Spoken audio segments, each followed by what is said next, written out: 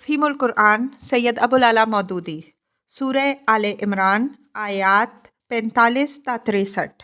اعوذ باللہ من الشیطان الرجیم، بسم اللہ الرحمن الرحیم۔ اذ قالت الملائکۃ یا مریم ان اللہ یبشرکی بکلمۃ منہ۔ ترجمہ: اور جب فرشتوں نے کہا، اے مریم، اللہ تجھے اپنے ایک فرمان کی خوشخبری دیتا ہے۔ اسمہ المسیح عیسی ابن مریم۔ ترجمہ: اس کا نام مسیح عیسیٰ ابن مریم ہوگا۔ وجیہا فی الدنیا والآخرۃ ومن المقربین۔ ترجمہ: دنیا اور آخرت میں وہ معزز ہوگا اور اللہ کے مقرب بندوں میں شمار کیا جائے گا۔ ویکلم الناس فی المہد وکہلا ومن الصالحین۔ ترجمہ: لوگوں سے گہوارے میں بھی کلام کرے گا اور بڑی عمر کو پہنچ کر بھی، اور وہ ایک صالح مرد ہوگا۔ قالت ربی انا یکون لی ولد ولم یمسسنی بشر۔ ترجمہ: یہ سن کر مریم بولی، پروردگار، میرے ہاں بچہ کیسے ہوگا؟ مجھے تو کسی شخص نے ہاتھ تک نہیں لگایا۔ تفسیر: یعنی باوجود اس کے کہ کسی مرد نے تجھے ہاتھ نہیں لگایا، تیرے ہاں بچہ ہوگا۔ یہی لفظ کذالک، ایسا ہی ہوگا، حضرت زکریا علیہ السلام کے جواب میں بھی کہا گیا تھا۔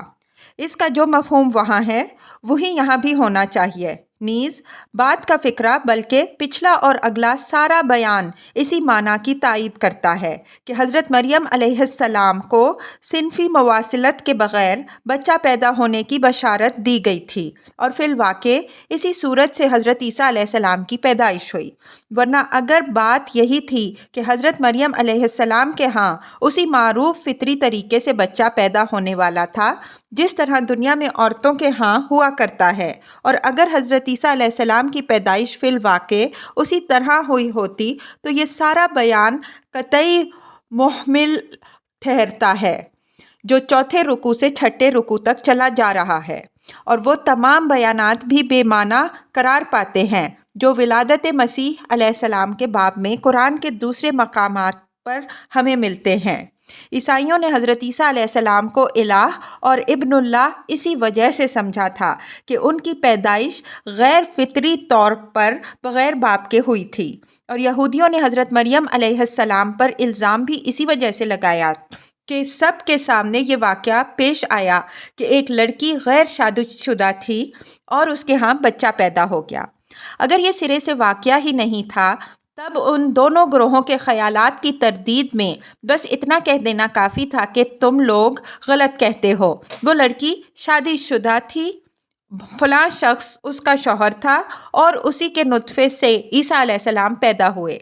یہ مختصر سی دو ٹوک بات کہنے کے بجائے آخر اتنی لمبی تمہیدیں اٹھانے اور پیچ در پیچ باتیں کرنے اور صاف صاف مسیح بن فلان کہنے کے بجائے مسیح بن مریم کہنے کی آخر کیا ضرورت تھی، جس سے بات سلجھنے کے بجائے اور الجھ جائے؟ بس جو لوگ قرآن کو کلام اللہ مانتے ہیں اور پھر حضرت مسیح علیہ السلام کے متعلق یہ بھی ثابت کرنے کی کوشش کرتے ہیں کہ ان کی ولادت حسب معمول باپ اور ماں کے اتصال سے ہوئی، وہ دراصل ثابت یہ کرتے ہیں کہ اللہ تعالیٰ اظہار ما فی الضمیر اور بیان مدعا کی اتنی قدرت بھی نہیں رکھتا جتنی خود یہ حضرات رکھتے ہیں، معاذ اللہ۔ قال کذالک اللہ یخلق ما یشاء۔ ترجمہ: جواب ملا، ایسا ہی ہوگا، اللہ جو چاہتا ہے پیدا کرتا ہے۔ اذا قضى امرا فانما يقول له كن فيكون۔ ترجمہ: جب وہ کسی کام کے کرنے کا فیصلہ فرماتا ہے تو بس کہتا ہے کہ ہو جا، اور وہ ہو جاتا ہے۔ وَيُعَلِّمُهُ الْكِتَابَ وَالْحِكْمَةَ وَالتَّوْرَاةَ وَالْإِنْجِيلَ۔ ترجمہ: فرشتوں نے پھر اپنے سلسلہ کلام میں کہا، اور اللہ اسے کتاب اور حکمت کی تعلیم دے گا، تورات اور انجیل کا علم سکھائے گا۔ وَرَسُولًا إِلَىٰ بَنِي إِسْرَائِيلَ۔ ترجمہ: اور بنی اسرائیل کی طرف اپنا رسول مقرر کرے گا۔ انی قد جئتکم بآیۃ من ربکم۔ ترجمہ: اور جب وہ بحیثیت رسول بنی اسرائیل کے پاس آیا تو اس نے کہا، میں تمہارے رب کی طرف سے تمہارے پاس نشانی لے کے آیا ہوں۔ انی اخلق لکم من الطین کہیئۃ الطیر فانفخ فیہ فیکون طیرا باذن اللہ۔ ترجمہ: میں تمہارے سامنے مٹی سے پرندے کی صورت کا ایک مجسمہ بناتا ہوں اور اس میں پھونک مارتا ہوں، وہ اللہ کے حکم سے پرندہ بن جاتا ہے۔ وَأُبْرِئُ الْأَكْمَحَ وَالْأَبْرَصَ وَأُحْيِي الْمَوْتَى بِإِذْنِ اللَّهِ۔ ترجمہ: میں اللہ کے حکم سے مادرزاد اندھے اور کوڑی کو اچھا کر دیتا ہوں اور مردے کو زندہ کرتا ہوں۔ وَأُنَبِّئُكُم بِمَا تَأْكُلُونَ وَمَا تَدَّخِرُونَ فِي بُيُوتِكُم۔ ترجمہ: میں تمہیں بتاتا ہوں کہ تم کیا کھاتے ہو اور کیا اپنے گھروں میں ذخیرہ کر کے رکھتے ہو۔ اِنَّ فِي ذَلِكَ لَآیَةً لَکُمْ اِن کُنتُم مُؤْمِنِینَ۔ ترجمہ: اس میں تمہارے لیے کافی نشانی ہے اگر تم ایمان لانے والے ہو۔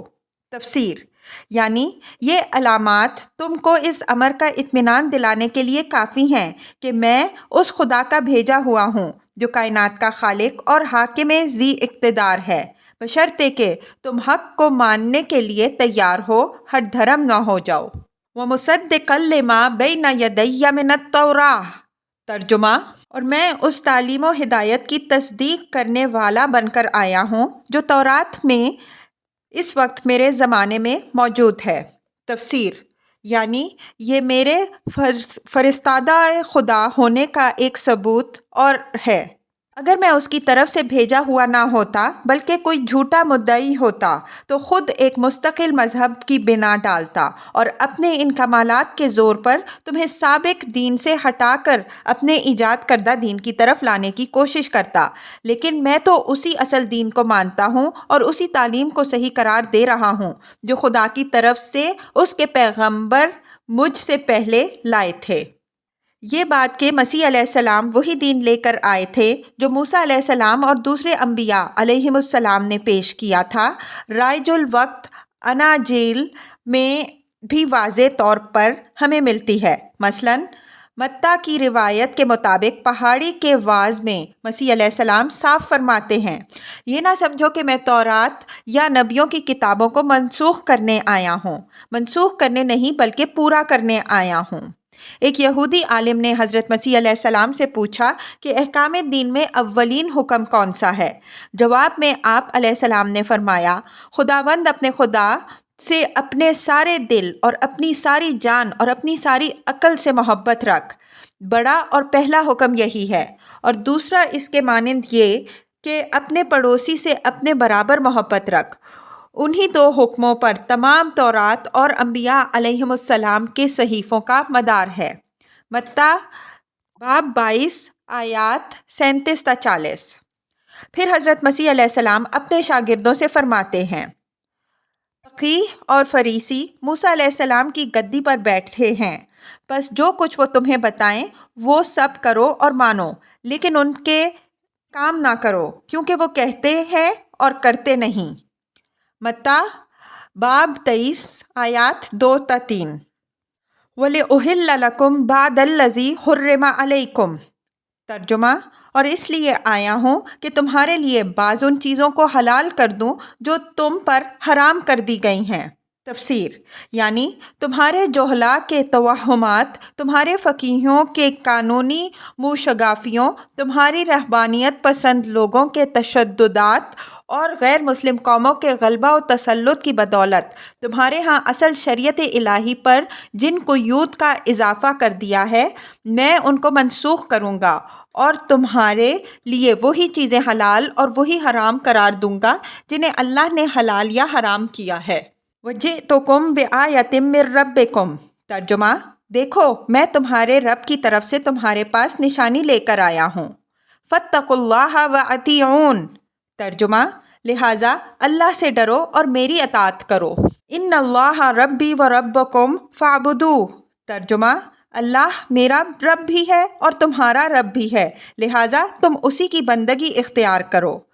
ھذا صراط مستقیم۔ ترجمہ: یہی سیدھا راستہ ہے۔ تفسیر: اس سے معلوم ہوا کہ تمام انبیاء علیہم السلام کی طرح حضرت عیسیٰ علیہ السلام کی دعوت کے بھی بنیادی نکات یہی تین ہیں۔ ایک یہ کہ اقتدار اعلیٰ جس کے مقابلے میں بندگی کا رویہ اختیار کیا جاتا ہے اور جس کی اطاعت پر اخلاق و تمدن کا پورا نظام قائم ہوتا ہے، صرف اللہ کے لیے مختص تسلیم کیا جائے۔ دوسرے یہ کہ اس اقتدار اعلیٰ کے نمائندے کی حیثیت سے نبی کے حکم کی اطاعت کی جائے۔ تیسرے یہ کہ انسانی زندگی کو حلت و حرمت اور جواز و عدم جواز کی پابندیوں سے جکڑنے والا قانون و ضابطہ صرف اللہ کا ہو، دوسروں کے عائد کردہ قوانین منسوخ کر دیے جائیں۔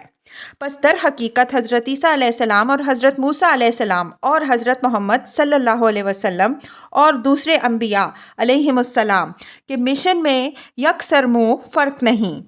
جن لوگوں نے مختلف پیغمبروں کے مختلف مشن قرار دیے ہیں اور ان کے درمیان مقصد و نوعیت کے اعتبار سے فرق کیا ہے، انہوں نے سخت غلطی کی ہے۔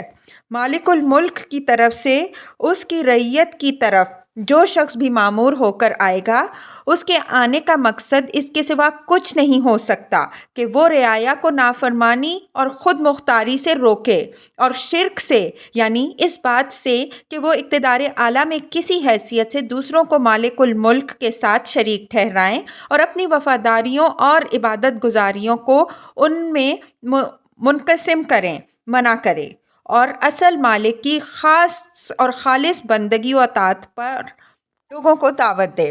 افسوس ہے کہ موجودہ اناجیل میں مسیح علیہ السلام کے مشن کو اس وضاحت کے ساتھ بیان نہیں کیا گیا جس طرح اوپر قرآن میں پیش کیا گیا ہے۔ تاہم منتشر طور پر اشارات کی شکل میں وہ تینوں بنیادی نکات ہمیں ان کے اندر ملتے ہیں جو اوپر بیان ہوئے ہیں۔ مثلاً یہ بات مسیح علیہ السلام صرف اللہ کی بندگی کے قائل تھے، ان کے اس ارشاد سے صاف ظاہر ہوتی ہے، تو خداوند اپنے خدا کو سجدہ کر اور صرف اسی کی عبادت کر، متی باب 4 آیت 10۔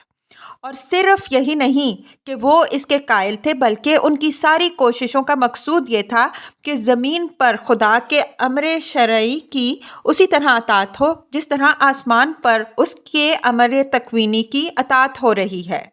تیری بادشاہی آئے، تیری مرضی جیسی آسمان پر پوری ہوتی ہے زمین پر بھی ہو، متی باب 6 آیت 10۔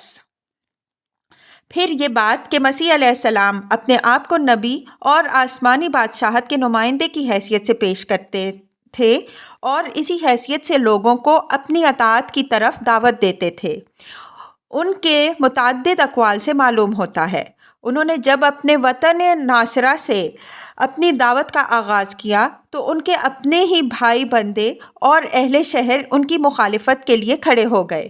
اس پر متی، مرقس اور لوکا تینوں کی متفقہ روایت ہے کہ انہوں نے فرمایا، نبی اپنے وطن میں مقبول نہیں ہوتا۔ اور جب یروشلم میں ان کے قتل کی سازشیں ہونے لگیں اور لوگوں نے ان کو مشورہ دیا کہ آپ کہیں اور چلے جائیں تو انہوں نے کہا، ممکن نہیں کہ نبی یروشلم سے باہر ہلاک ہو، لوکا باب 13 آیت 23۔ آخری مرتبہ جب وہ یروشلم میں داخل ہو رہے تھے تو ان کے شاگردوں نے بلند آواز میں کہنا شروع کیا، مبارک ہے وہ بادشاہ جو خداوند کے نام سے آتا ہے۔ اس پر یہودی علماء ناراض ہوئے اور انہوں نے حضرت مسیح علیہ السلام سے کہا کہ آپ اپنے شاگردوں کو چپ کریں۔ اس پر آپ نے فرمایا، اگر یہ چپ رہیں گے تو پتھر چلا اٹھیں گے، لوکا باب 19 آیات 38 تا 40۔ ایک اور موقع پر آپ نے فرمایا، اے محنت اٹھانے والوں اور بوجھ سے دبے ہوئے لوگوں، سب میرے پاس آؤ، میں تم کو آرام دوں گا۔ میرا جوا اپنے اوپر اٹھا لو، میرا جوا ملائم ہے اور میرا بوجھ ہلکا، متی باب 11 آیات 28 تا 30۔ پھر یہ بات کہ مسیح علیہ السلام انسانی ساخت کے قوانین کے بجائے خدائی قانون کی اطاعت کرانا چاہتے تھے، متی اور مرقس کی اس روایت سے صاف طور پر مترشح ہوتی ہے، جس کا خلاصہ یہ ہے کہ یہودی علماء نے اعتراض کیا کہ آپ کے شاگرد بزرگوں کی روایات کے خلاف ہاتھ دھوئے بغیر کھانا کیوں کھا لیتے ہیں۔ اس پر حضرت مسیح علیہ السلام نے فرمایا، تم ریاکاروں کی حالت وہی ہے جس پر یسعیاہ نبی کی زبان سے یہ طعنہ دیا گیا ہے کہ یہ امت زبان سے تو میری عزت کرتی ہے مگر ان کے دل مجھ سے دور ہیں، کیونکہ یہ انسانی احکام کی تعلیم دیتے ہیں۔ تم لوگ خدا کے حکم کو تو باطل کرتے ہو اور اپنے گھڑے ہوئے قوانین کو برقرار رکھتے ہو۔ خدا نے تورات میں حکم دیا ہے کہ ماں باپ کی عزت کرو، اور جو کوئی ماں باپ کو برا کہے وہ جان سے مارا جائے، مگر تم کہتے ہو کہ جو شخص اپنی ماں یا باپ سے یہ کہہ دے کہ میری جو خدمات تمہارے کام آ سکتی ہیں انہیں میں خدا کی نظر کر چکا ہوں، اس کے لیے بالکل جائز ہے کہ پھر ماں یا باپ کی کوئی خدمت نہ کرے۔ متی باب 15 آیات 3 تا 9، مرقس باب 7 آیات 5 تا 13۔ فلما احس عیسیٰ منہم الکفر قال من انصاری الی اللہ۔ ترجمہ: جب عیسیٰ علیہ السلام نے محسوس کیا کہ بنی اسرائیل کفر و انکار پر آمادہ ہیں تو اس نے کہا، کون اللہ کی راہ میں میرا مددگار ہوتا ہے؟ قال الحواریون۔ ترجمہ: حواریوں نے جواب دیا۔ تفسیر: حواری کا لفظ قریب قریب وہی معنی رکھتا ہے جو ہمارے ہاں انصار کا مفہوم ہے۔ بائبل میں بالعموم حواریوں کے بجائے شاگردوں کا لفظ استعمال ہوا ہے، اور بعض مقامات پر انہیں رسول بھی کہا گیا ہے، مگر رسول اس معنی میں کہ مسیح علیہ السلام ان کو تبلیغ کے لیے بھیجتے تھے، نہ کہ اس معنی میں کہ خدا نے ان کو رسول مقرر کیا تھا۔ نحن انصار اللہ۔ ترجمہ: ہم اللہ کے مددگار ہیں۔ تفسیر: دین اسلام کی اقامت میں حصہ لینے کو قرآن مجید میں اکثر مقامات پر اللہ کی مدد کرنے سے تعبیر کیا گیا ہے۔ یہ ایک تشریح طلب مضمون ہے۔ زندگی کے جس دائرے میں اللہ تعالیٰ نے انسان کو ارادہ و اختیار کی آزادی عطا کی ہے، اس میں وہ انسان کو کفر یا ایمان، بغاوت یا اطاعت میں سے کسی ایک راہ کے اختیار کرنے پر اپنی خدائی طاقت سے مجبور نہیں کرتا۔ اس کے بجائے وہ دلیل اور نصیحت سے انسان کو اس بات کا قائل کرنا چاہتا ہے کہ انکار و نافرمانی اور بغاوت کی آزادی رکھنے کے باوجود اس کے لیے حق یہی ہے کہ اس کی فلاح و نجات کا راستہ بھی یہی ہے کہ اپنے خالق کی بندگی و اطاعت کرے۔ اس طرح فہمائش اور نصیحت سے بندوں کو راہ راست پر لانے کی تدبیر کرنا، یہ دراصل اللہ کا کام ہے، اور جو بندے اس کام میں اللہ کے ساتھ دیں ان کو اللہ اپنا رفیق و مددگار قرار دیتا ہے، اور یہ وہ بلند سے بلند مقام ہے جس پر کسی بندے کی پہنچ ہو سکتی ہے۔ نماز، روزہ اور تمام اقسام کی عبادات میں تو انسان محض بندہ و غلام ہوتا ہے، مگر تبلیغ دین اور اقامت دین کی جد و جہد میں بندے کو خدا کی رفاقت و مددگاری کا شرف حاصل ہوتا ہے، جو اس دنیا میں روحانی ارتقاء کا سب سے اونچا مرتبہ ہے۔ آمنا باللہ واشہد بأننا مسلمون۔ ترجمہ: ہم اللہ پر ایمان لائے، گواہ رہو کہ ہم مسلم، اللہ کے آگے سر اطاعت جھکا دینے والے ہیں۔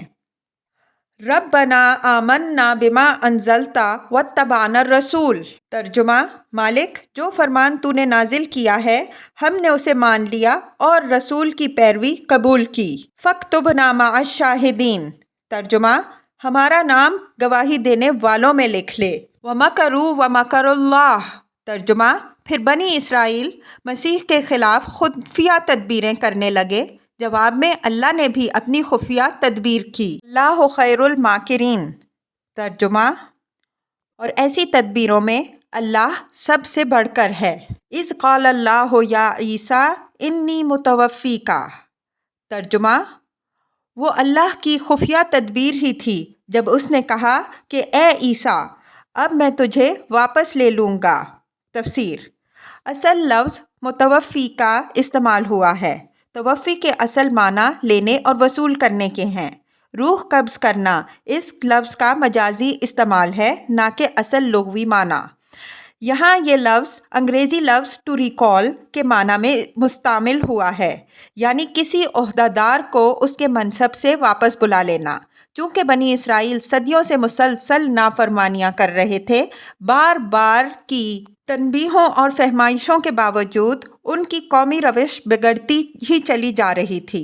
پے در پے کئی انبیاء علیہم السلام کو قتل کر چکے تھے اور ہر اس بندہ صالح کے خون کے پیاسے ہو جاتے تھے جو نیکی اور راستی کی طرف انہیں دعوت دیتا تھا۔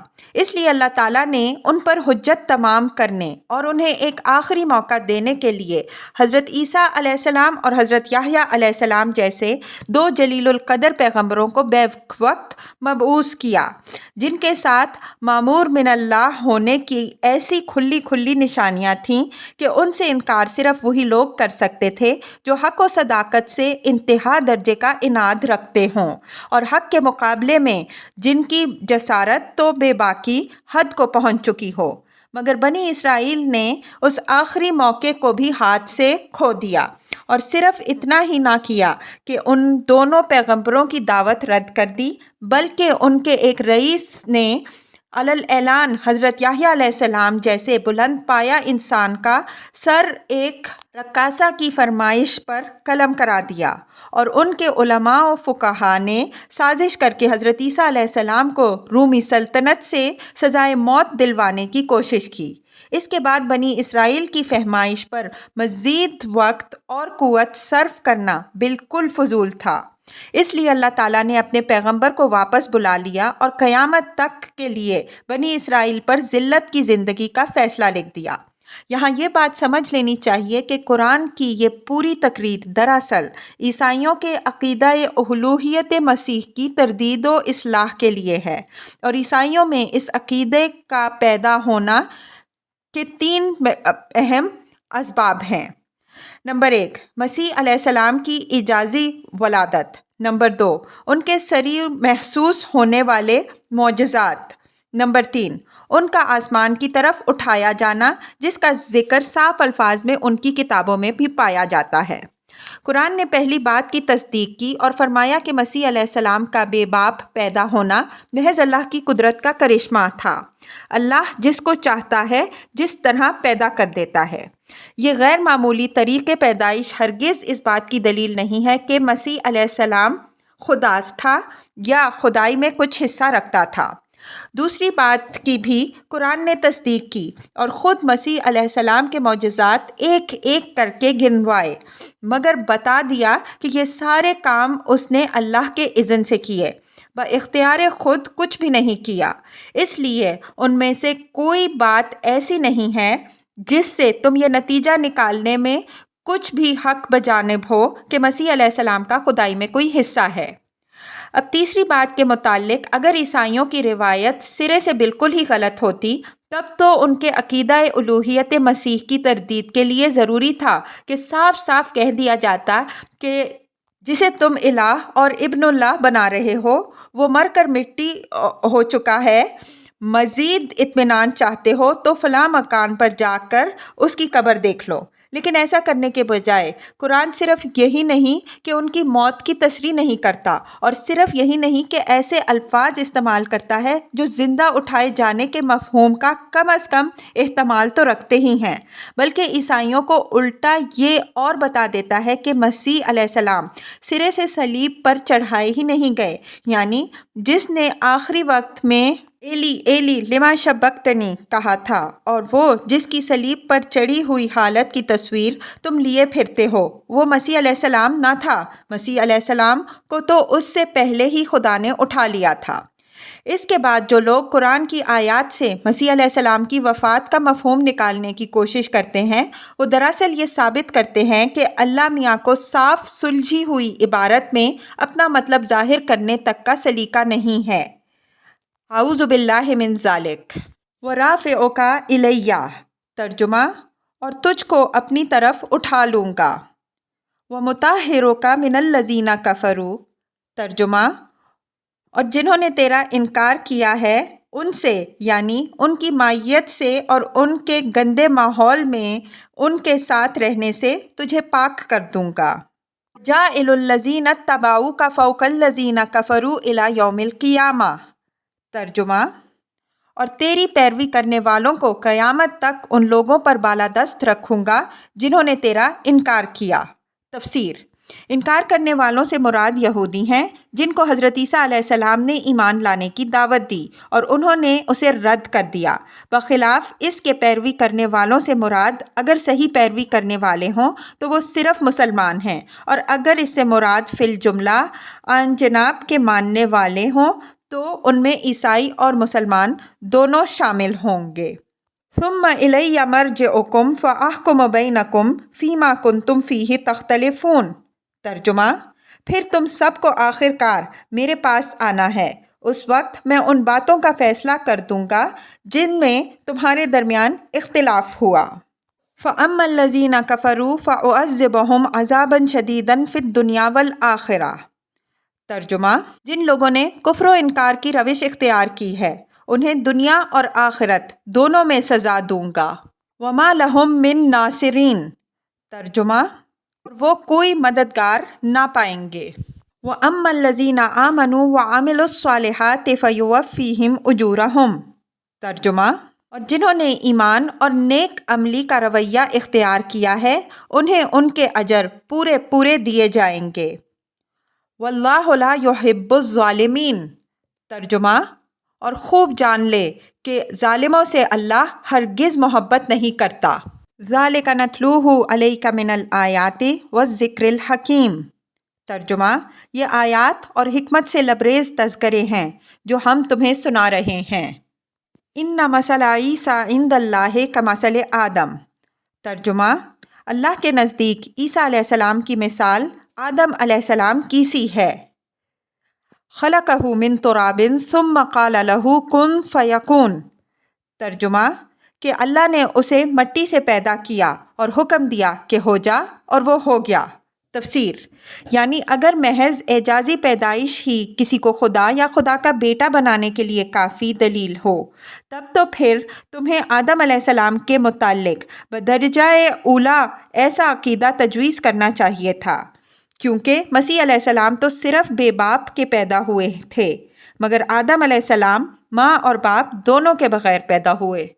الحق من ربک فلا تکن من الممترین۔ ترجمہ: یہ اصل حقیقت ہے جو تمہاری رب کی طرف سے بتائی جا رہی ہے، تم ان لوگوں میں شامل نہ ہو جو اس میں شک کرتے ہیں۔ تفسیر: یہاں تک کی تقریر میں جو بنیادی نکات عیسائیوں کے سامنے پیش کیے گئے ہیں ان کا خلاصہ علی ترتیب حسب ذیل ہے۔ پہلا امر جو ان کے ذہن نشین کرنے کی کوشش کی گئی ہے یہ ہے کہ مسیح علیہ السلام کی الوہیت کا اعتقاد تمہارے اندر جن وجوہ سے پیدا ہوا ہے ان میں سے کوئی وجہ بھی ایسے اعتقاد کے لیے صحیح نہیں ہے۔